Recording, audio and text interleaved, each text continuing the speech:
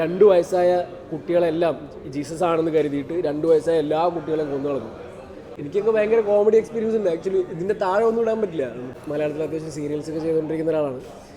ഇതിപ്പോൾ നമ്മൾ മൂന്നാം നൊമ്പരം എന്ന് പറയുന്ന സിനിമയെ കുറിച്ചാണ് സംസാരിച്ചുകൊണ്ടിരിക്കുന്നത്. ഈ മൂന്നാം നൊമ്പരത്തിൽ ഇതൊരു ബൈബിൾ ബേസ്ഡ് സ്റ്റോറിയാണ്. അതായത് എനിക്ക് തോന്നുന്നു ഭയങ്കര റിയലിസ്റ്റിക് ആയിട്ട് ബൈബിളിൻ്റെ ഒരു കഥ പറയുന്ന ഒരു സിനിമയാണ് മൂന്നാം നൊമ്പരം. അപ്പോൾ ഇതിൻ്റെ അകത്ത് അർക്കലാവോസ് എന്ന് പറയുന്ന ഒരു രാജാവിൻ്റെ ക്യാരക്ടറാണ് ഞാൻ ചെയ്തേക്കുന്നത്. ഒരു ഇത്തിരി സൈക്കോപാത്തായിട്ടുള്ള ഒരു രാജാവാണ്. ഈ രാജാവ് സത്യം പറഞ്ഞു കഴിഞ്ഞാൽ യേശുക്രിസ്തുവിനെ കൊല്ലാൻ നടക്കുന്ന ഒരു രാജാവാണ്. അപ്പോൾ അത്ര മീൻസ് പോസിറ്റീവ് ക്യാരക്ടറല്ല, ഇയാളൊരു നെഗറ്റീവ് ക്യാരക്ടറാണ്. അപ്പോൾ ഞങ്ങൾക്ക് ബാംഗ്ലൂരായിരുന്നു ഒരുവിധം ഷൂട്ട്സ് എല്ലാം ഉണ്ടായിരുന്നത്. നല്ല എക്സ്പീരിയൻസ് ആയിരുന്നു. ആക്ച്വലി ഒരു നെഗറ്റീവ് ക്യാരക്ടർ ആണെങ്കിലും ഈ പറഞ്ഞ പോലെ അത്യാവശ്യം പെർഫോം ചെയ്യാനുള്ള സംഭവങ്ങളൊക്കെ ഉള്ളൊരു ക്യാരക്ടറായിരുന്നു. പിന്നെ മേ ബി കാണുന്ന ആൾക്കാർക്ക് അത്ര ഇത്തിരി ദേഷ്യമൊക്കെ തോന്നിയേക്കാം, കാരണം ജീസസിനെ കൊല്ലാൻ നടക്കുന്ന ടൈപ്പ് ഓഫ് ഒരു ക്യാരക്ടറാണ്. അതൊക്കെയാണ് സിനിമയുടെ കാര്യങ്ങൾ. അപ്പോൾ സിനിമ ഈ വരുന്ന 26-ാം തീയതി റിലീസാവുമെന്നാണ് വിശ്വസിക്കുന്നത്. അപ്പോൾ മാക്സിമം ആൾക്കാർ, ഇപ്പോൾ നമ്മളൊക്കെ ചെറുപ്പം തൊട്ടേ ഈ ഇങ്ങനത്തെ കഥകൾ, ബൈബിളായിക്കോട്ടെ, രാമായണം ആയിക്കോട്ടെ, മഹാഭാരതം ആയിക്കോട്ടെ, നമ്മൾ ഇങ്ങനത്തെയൊക്കെ ഇതിൻ്റെയൊക്കെ വിഷ്വലൈസേഷൻ ഒരുപാട് നമ്മൾ കണ്ടിട്ടുണ്ട് ചെറുപ്പത്തിലൊക്കെ. അപ്പോൾ ഞാനാണെങ്കിൽ പോലും പല ബുക്സും വായിച്ചിട്ടല്ല, ഇങ്ങനത്തെ സംഭവങ്ങൾ കണ്ടിട്ടാണ് നമ്മുടെ ഹിസ്റ്ററിയും കാര്യങ്ങളൊക്കെ മനസ്സിലാക്കിയിട്ടുള്ളത്. അപ്പോൾ ഇത് ആക്ച്വലി ഒരു ബൈബിൾ റിയലിസ്റ്റിക് സ്റ്റോറിയാണ്, അല്ലെങ്കിൽ പലരും ചർച്ച ചെയ്യാത്ത ഒരു ടോപ്പിക്കാണ്.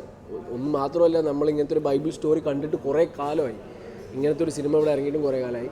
അപ്പോൾ അതുകൊണ്ട് മാക്സിമം എല്ലാവരും പടം തിയേറ്ററിൽ വരുമ്പോൾ ഫാമിലിയായിട്ട് വന്നിട്ട് സിനിമ കാണുക.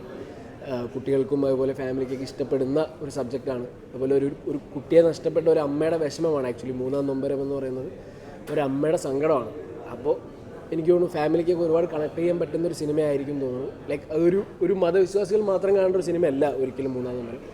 കാരണം ഇതൊരു ബൈബിൾ സ്റ്റോറിയാണ് എന്ന് വിശ്വസിച്ചിട്ട് ബാക്കിയുള്ള ആൾക്കാർ കാണാതിരിക്കേണ്ട ആവശ്യമില്ല. ഞാൻ പറഞ്ഞത് ഏത് മക്കളെ സ്നേഹിക്കുന്ന അമ്മയ്ക്കും കണക്ട് ചെയ്യാൻ പറ്റുന്ന ഒരു സ്റ്റോറി തന്നെ ആയിരിക്കും ഈ മൂന്നാം നൊമ്പരം. അപ്പോൾ എല്ലാവരും സിനിമ തിയേറ്ററിൽ പോയി കാണാൻ.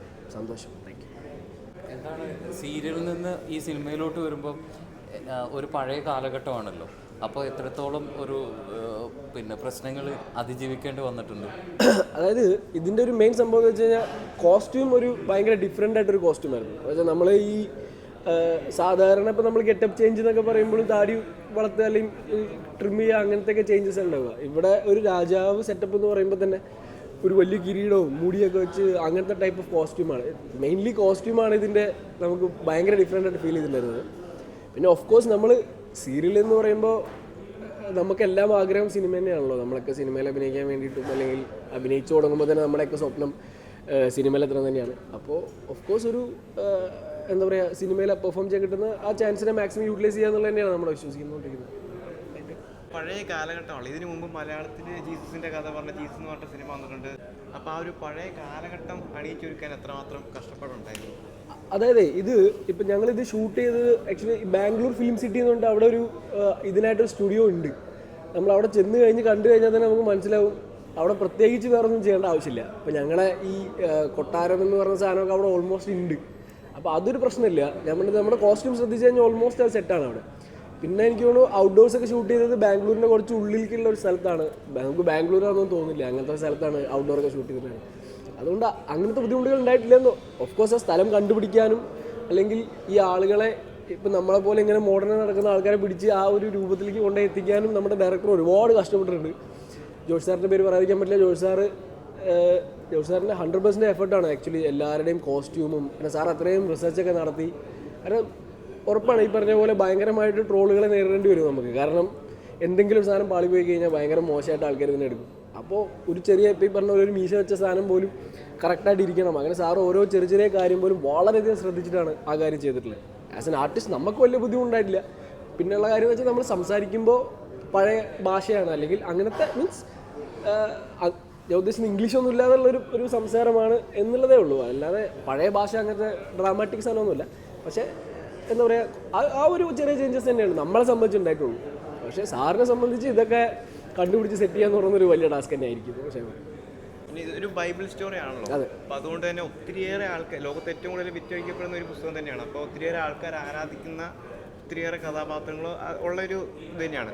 അപ്പോൾ അതൊക്കെ ചെയ്യുമ്പോൾ കുറച്ച് ചലഞ്ചിങ് അല്ലേ? എവിടെയെങ്കിലും നമ്മുടെ ഭാഗത്തുനിന്ന് ഒരു മിസ്റ്റേക്ക്, കാരണം ഇന്നത്തെ കാലത്ത് ഒരു ചെറിയ മൈന്യൂട്ട് മിസ്റ്റേക്ക് വരെ എടുത്തു കാണിച്ച് വലിയ പ്രക്ഷോഭം ഉണ്ടാക്കുന്ന ഒരു 100% നമ്മള് സമൂഹത്തിലുള്ള. അപ്പോൾ അതൊക്കെ എത്ര ചലഞ്ചിങ് ആയിരുന്നു? സാറ് വളരെയധികം, ഞാൻ പറയാം, നമ്മളെ ജോഷി സാറാണെങ്കിൽ വളരെയധികം ശ്രദ്ധിച്ചിട്ടാണ് ഈ ഓരോ സംഭവം അത് ചെയ്തുകൊണ്ടിരിക്കുന്നത്. ഇപ്പം ഞാനൊക്കെ എന്ന് പറഞ്ഞു കഴിഞ്ഞാൽ നമ്മളിത് വായിച്ചിട്ടില്ല, നമുക്ക് ഇതിനെക്കുറിച്ച് വലിയ ഐഡിയ ഒന്നുമില്ല.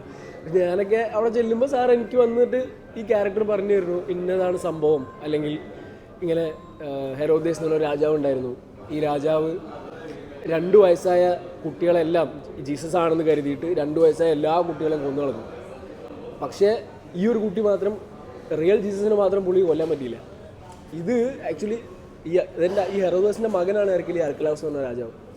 ഇയാൾ ഈ അച്ഛനൊക്കെ മരിച്ചതിന് ശേഷമാണ് ഇയാൾ അറിയുന്നത് ഇങ്ങനെ ഒരു കുട്ടി ജീവിച്ചിരിക്കുന്നുണ്ട്. അതാണ് ഇതിൻ്റെ ഒരു നമ്മുടെ സ്റ്റോറി വരുന്നത്. അപ്പം ഞാൻ പറഞ്ഞതെന്ന് വെച്ചാൽ നമ്മുടെ സൈഡിൽ നിന്ന് ഈ പറഞ്ഞ പോലെ ഈ സംസാര രീതിയോ അല്ലെങ്കിൽ മോഡേണായിട്ട് ഒരുപാട് കാര്യങ്ങളൊന്നും ചെയ്യാൻ പറ്റില്ല എന്നുള്ളതൊരു മെയിൻ വിഷയം. പിന്നെ ഞാൻ പറഞ്ഞില്ലേ, ആ കോസ്റ്റ്യൂം ഇട്ട് അഭിനയിക്കുക എന്ന് പറയുമ്പോഴുള്ള ഒരു ബുദ്ധിമുട്ടുണ്ടല്ലോ. ഇപ്പം എന്തൊക്കെ പറഞ്ഞാലും നമുക്ക് ഇത്രയും മറ്റേ അങ്ങനത്തെ കോസ്റ്റ്യൂം ആയിരിക്കും. എനിക്കൊക്കെ ഭയങ്കര കോമഡി എക്സ്പീരിയൻസ് ഉണ്ട് ആക്ച്വലി. ഇതിൻ്റെ താഴെ ഒന്നും ഇടാൻ പറ്റില്ല നമുക്ക്, ഇത്രയുള്ള ഡ്രസ്സേ ഉണ്ടാവുള്ളൂ. അപ്പോൾ ഇത് രാജാവ് ഇങ്ങനെ ഇരുന്ന് കഴിഞ്ഞാൽ ഫുൾ ഓപ്പൺ ആയിരിക്കും. അപ്പോൾ അങ്ങനത്തെയൊക്കെയുള്ള കുറേ രസകരമായ ഫണ്ണി സാധനങ്ങളാണ് ആക്ച്വലി. ബട്ട് ഭയങ്കര ഇൻട്രസ്റ്റിംഗ് ആയിരുന്നു.